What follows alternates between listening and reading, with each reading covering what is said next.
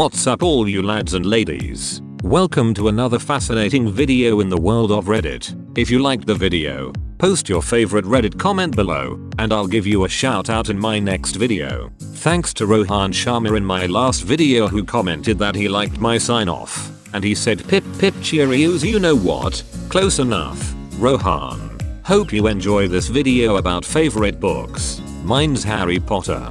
What's your favorite book you've read and why? Circe and the Song of Achilles by Madeline Miller.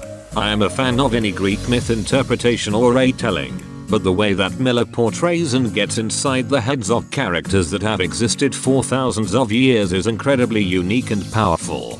These books do not have to be read together as they just share a world, but would highly recommend both. Though just a side character in both, her Odysseus might be my favorite. The Phantom Tollbooth. It was fun to read as a kid and then I picked it up again as I got older and noticed so many little details that kept it fun and interesting. East of Eden. I learned a lot about people and why they are motivated to do the crazy things they do.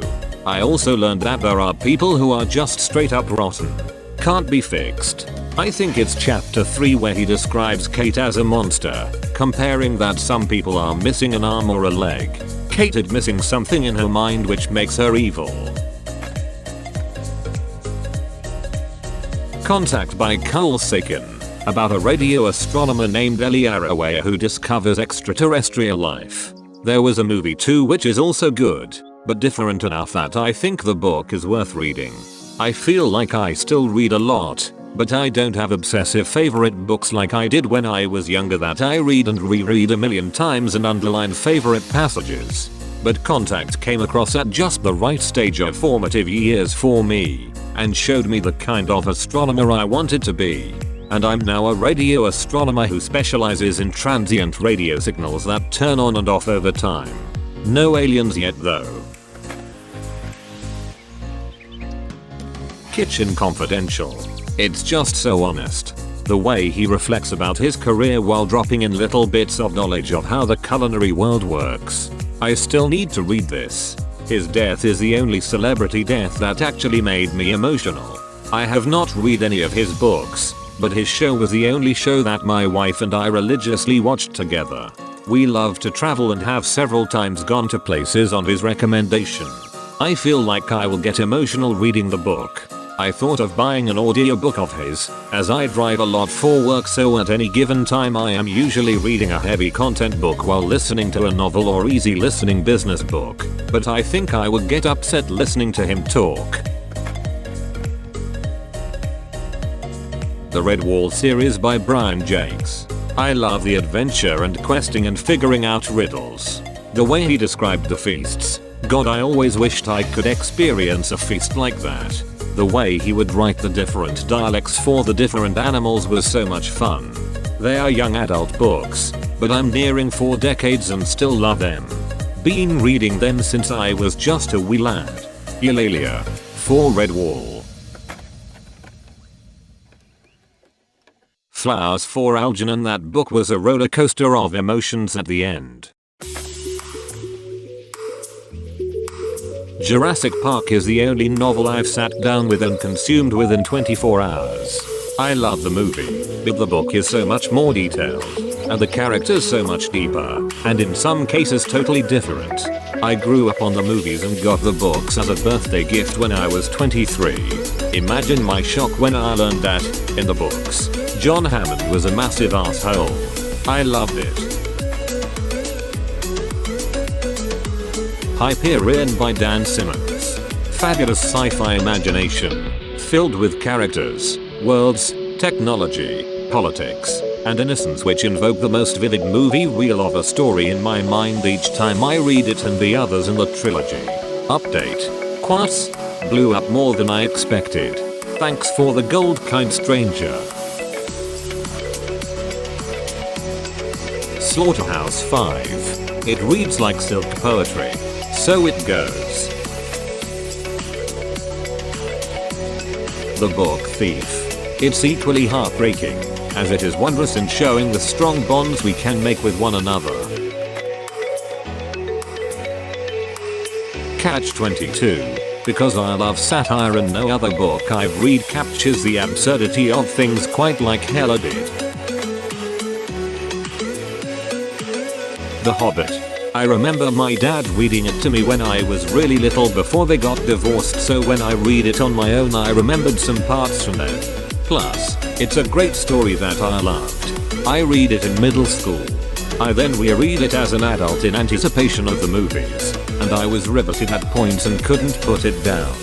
I couldn't remember what happened and was completely on the edge of my seat. Then the movies came out and they were bad.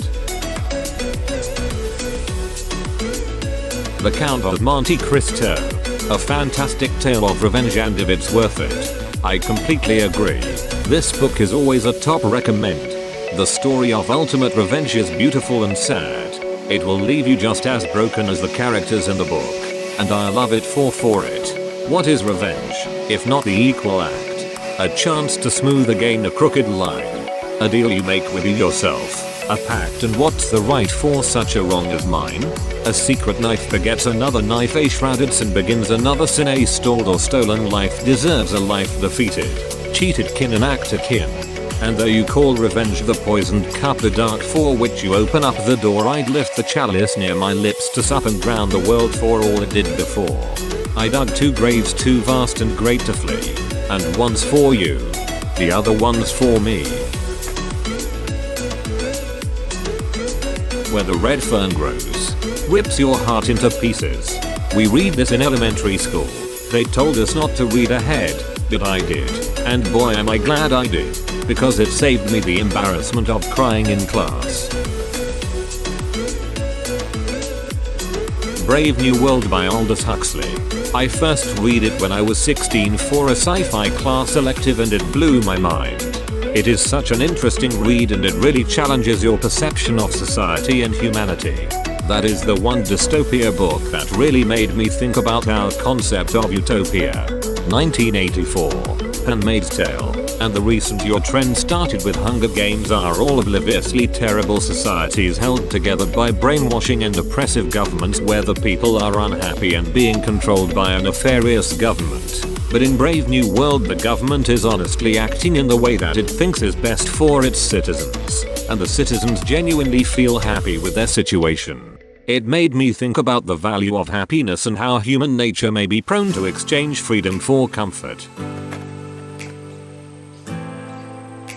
The Name of the Wind. I was jobless for a while, super depressed, and close to homeless.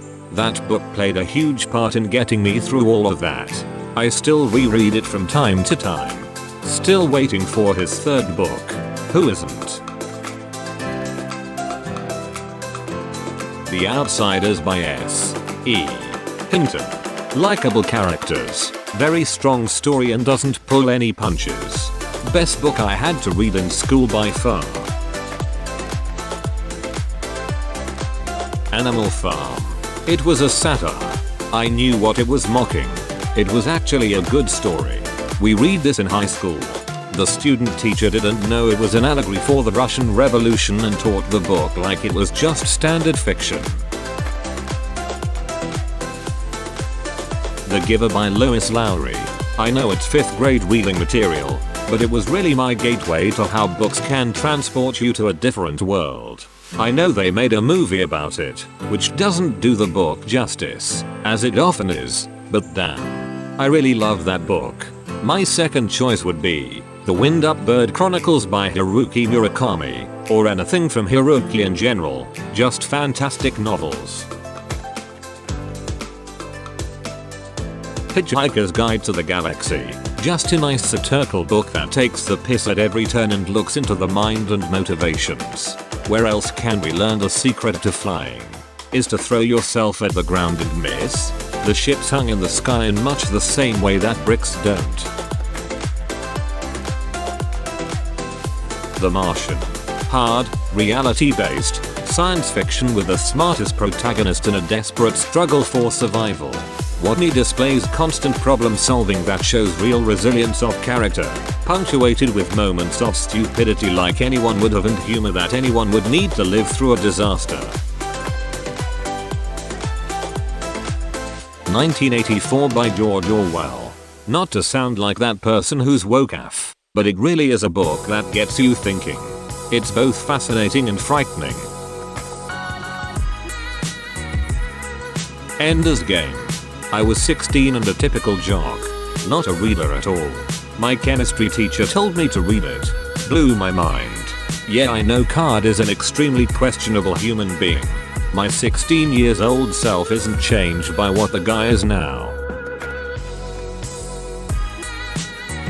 Make sure to like, subscribe and hit that notification bell like it owes you money.